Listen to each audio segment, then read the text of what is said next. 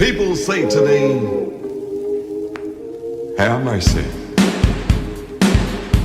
have mercy.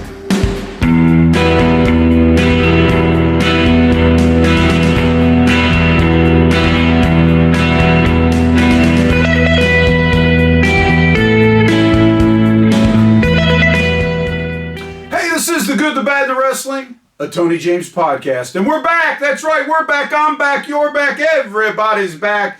Just in time for the Christmas season. And it's been a while, and I can tell because we didn't get a lot of views on that last post about title reigns and the length of title reigns and are they necessary. And my argument was that the Gunther title reign is the perfect title reign right now to be going long. Check it out. Check it out on the YouTube, Good, Bad, and the Wrestling of Tony James podcast. Speaking of that, I've got two exclusive podcasts coming out very soon. One on how I feel some of the matches that set the tone for modern day wrestling. I'm going to show those matches that you're not going to find anywhere else. And I know because I've looked. And then I want to do one strictly on Hulk Hogan and Andre the Giant. It's a Coliseum exclusive. I want to share that with you. But to see those when I drop them very soon, you're going to have to go to Spotify. That's right, Spotify. Go to The Good, the Bad, the Wrestling, a Tony James podcast. Follow, subscribe, Spotify. And or go to Facebook, GBW Podcast. Once again, those are exclusive areas where you're going to find content that you may not find right here on the YouTube channel. Pardon me. Got a little excited. So, with that being said, go to Spotify, go to Facebook, The Good, the Bad, and the Wrestling, a Tony James podcast, GBW podcast over at Facebook. Couple exclusives coming out in the next week, going to be very exciting. You're going to want to check those out when they drop.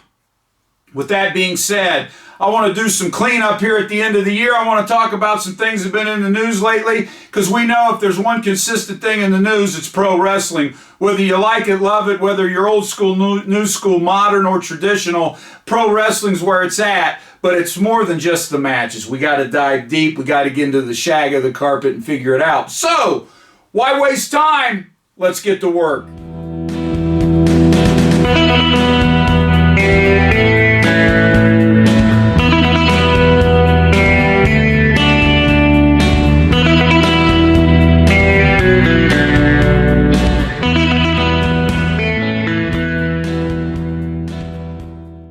This is The Good, the Bad, and the Wrestling, a Tony James podcast, and as always, the bells of justice are ringing. Hey, before we get going, I want to thank my sponsors, Jose Sanchez Boots, Three Brothers RC, Southpaw Boxing Club, and Sinbad's Gym.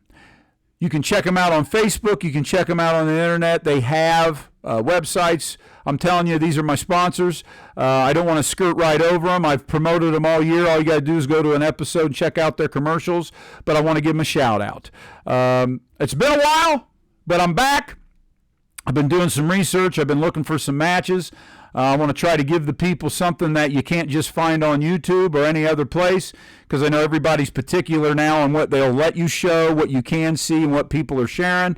So I'm trying to find some stuff. So coming up very soon, we're going to watch. I've got 3 matches planned for you that I feel set the tone before people were talking about modern style wrestling. Was it New Japan? Was it Lucha that started the whole mess? Who started the new style of wrestling? And where'd it go today? I want to share those matches with you. And then, of course, I came across a really cool thing in my personal library on Hulk Hogan and Andre the Giant, and I want to share that as well. Talk a little independent wrestling, but right now I want to get into some topics that have been in the news that I just kind of want to scat on a little bit, get your opinions on, so feel free to leave a comment. Always make sure you follow and subscribe. Go on over to Facebook. Facebook, you're going to find some stuff you're not going to find anywhere else. Go to GBW Podcast, like and follow, leave some comments. Please go over to Spotify. to the Good, the Bad, and the Wrestling of Tony James podcast. There's some really cool episodes over there that aren't anywhere else, dealing with the very forgotten but awesome match between Randy Savage and the Ultimate Warrior in a cage. And I've got some Hulk Hogan Japan stuff and some great Stan Hansen stuff over there as well. So with that being said, I want to jump right into it. The first thing, I'm not going to spend a lot of time on these topics, but it's just fun to talk about. It's been a while since I got on my pro wrestling soapbox. MJF and Cody Rhodes. Cody Rhodes making comments about how he sees MJF in the WWE at some point in his career. And then, of course, MJF comes to his defense and says, why is there, people shouldn't be giving Cody crap about that. That's his opinion. We're real good friends. MJF hasn't re-signed with AEW yet. He is, I believe, still the champ. I don't get into AEW that much, so I don't know. However, once again, wrestling is at a different state right now. I don't think it matters if he stays at AEW. I don't think if it matters if he comes to the WWE. The WWE is a brand. It is not a product anymore. And we're going to get into this in the next topic. But nowadays, unless you are a grandfathered in from the old school, meaning if you're a Randy Orton type, where even though he was off TV for a while, people still talked about him, want to know what was going on. You know, back in the day, wrestlers made the company. Now the company makes the wrestlers, and it's like a Pez dispenser. You take one, another one pops up. So I think if Cody wants MJF in WWE and he shows up and he's wrestling Punk and everybody's having a good time, okay. I think Kevin Nash said it best here recently when they were talking about where's Cody Rhodes' story. There's like 8 top guys they're vying for the WrestleMania spot. There's plenty of guys in the WWE. The WWE does not need MJF. Contrary to popular belief, in my opinion, MJF is not the heel that everybody thinks he is. So I don't think he adds anything to the WWF when you already have a plethora of big names to kind of keep you going. But the MJF Cody Rhodes saga of who, when, where, and why is he coming to the WWE? Which leads me to Sasha Banks. We all know she left. She went to Japan. She changed her name, changed her look a little bit. I think she got injured a couple times. Now they're thinking she's coming back or they want her back. I'm going to tell you right now, once again, the WWE does not need Sasha Banks. She needs the WWE. The WWE is a machine, and it gets behind somebody, and it cranks it out. When she went to Japan, good for her for expanding her wrestling ability and getting her chops, so to speak. But they are not the machine that the WWE is. So I do not believe that the headlines when it says they need her or they're looking for her. The only reason they may need her is because Charlotte Flair's out now for a while, even past WrestleMania, I believe, even though I think she re-upped on her contract. That injury she suffered, she's the top tier. So that does, in a way, hurt WWE because you don't have her. Rhea Ripley would be the next one that would be in her stratosphere, no pun intended, but all the other women are just kind of the same. So if you threw Sasha Banks in at some point after the newness wears off, I don't know if she really adds to the company, but I believe she needs the company more than the company needs her. So just an interesting little tidbit there. Hey, Bobby Fish. This was a few months ago, but cracking jokes on social media about his age. People kind of cracking on him. Oh, you wrestled Abe Lincoln. Well, how old is the guy? In his early 40s, his late 30s, early 40s. I know he's not in his 50s. I find it interesting that, you guys like Triple H of that era, when they were young, all they did was complain about older wrestlers not giving up their spot, not giving them time. Now, the older wrestlers they were referring to were in their 40s, their early to mid 40s. And that was too old for the business back in the 90s. Get out of the way. And then when you had some of the icons come back to the WWE and they were in their late 40s, that irritated the Triple H era about how they're old, they need to move over. Now it's okay and it's cool. The upcomers in that era, so the wrestlers that were coming up young that didn't quite get their shot yet, but got their shot in the mid-2000s to 2010 and above, they are now wrestling, and they were the ones that were complaining about getting their shot. Now they're the ones in their 30s going into their 40s, and now it's cool. Now it's cool to be old. Now I can be in my 40s and wrestle. Oh, that's great. Look at Edge. Look at AJ Styles. These guys are awesome. But I find it interesting, back in the day, the guys in front of them, nope, it isn't awesome. Retire, get out of here, we don't need you. Now all of a sudden we can make funny little comments, and it's cool to be old. And I don't even consider 40 old. I don't consider 50 old if you're a wrestler, or just in living life in general. I mean, Ric Flair, even though you may not have liked his match, he's in his 70s. Now maybe you might have a legitimate argument, right? Look, Ricky Steamboat looked great in his match and at his age. So it is doable, but when you're talking 40s, come on, that's when you're getting your second wind. Even on the independent scene, if you're in shape and you're taking care of yourself, now anybody can, be out of shape and throw on a pair of tights and roll into the ring and lay around. That doesn't mean you're putting on good matches. You got to be consistent, but even on the independent scene, I think it's a little tougher on the independent scene for older guys. Because you are limited, and it depends on what you're working with.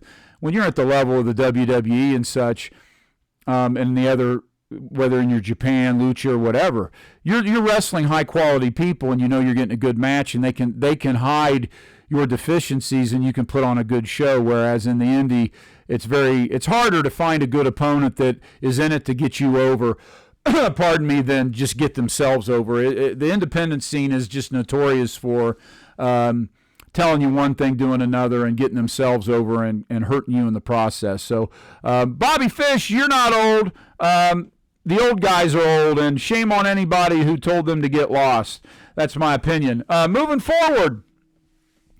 Oh, they done did it. The rumor's out. Roman Reigns is going to they're saying Roman Reigns is planning to keep his title past WrestleMania 40. They want him to break Hogan's first title run record before they think about having him drop the title. Well, let's think about that. Do I have a problem with him beating Hogan's record? I do not. I don't. It was a different time and age. You're never gonna duplicate what Hogan did. Even though I'm not a Backlund fan, you're not going to repeat what he did, and you're definitely not going to repeat what Bruno Sammartino did. And it's a work. So, but nonetheless, you telling me what you're going to do, if this is true, unless it's a swerve, but if this is true, now not only did I not care, now I don't care times 10. You're telling me he's going to keep the belt. So why watch? What the heck? And he doesn't hardly defend his title anyway. So, to me, it doesn't mean the same. It's just I know I've been saying this. I've been preaching this since he got the title. They want a modern wrestler in the top 3 of the history of pro wrestling. And they want it to be Bruno, Bob, Roman. That's what they want. You're not going to beat the top 2. Even though Bob's title reign was suspect because there's an Antonio Inoki drop in the middle that they're not recognizing, you're not going to get Bruno. You're just not going to touch Bruno. The fans don't have the capacity and the patience nowadays for that to happen. But they're so close to Hogan, they're saying, why not just do it? To do it, not because it means anything. So go ahead. We know what it is. It's pro wrestling, and everything changes, and you just got to roll with it. I always quote Conan, today is modern day. Get over it. That's what you got to deal with. It's not traditional anymore, and he's right. So go ahead, break it. That doesn't bother me. It's the fact that you're telling me you're going to break it. I don't care now. Can you give me some kind of surprise? So when I go into a title match and watching it, if I want to watch it, I'm not going, well, he's going to win. I don't know. It kind of kills it. Moving on. Finally, I want to give a shout out to Bruno Sammartino. We were talking about age, right? We were talking about a man making a company versus a company making a man or a woman, right? And then, of course, title reign. So we're going to wrap everything we talked about right into Bruno Sammartino. He wasn't asking for the title. He asked to drop it a couple times, and he was there for the company. He made the company. I don't care what you say. Bruno made the company. Bruno had the title reign.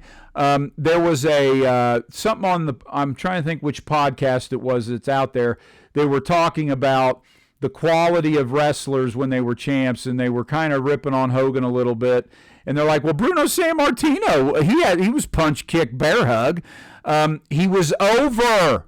He made the company. People wanted to come see him. They didn't care what moves he did. It was Bruno. Same thing with Hogan. He got over. It's what he did. It wasn't his moves and such.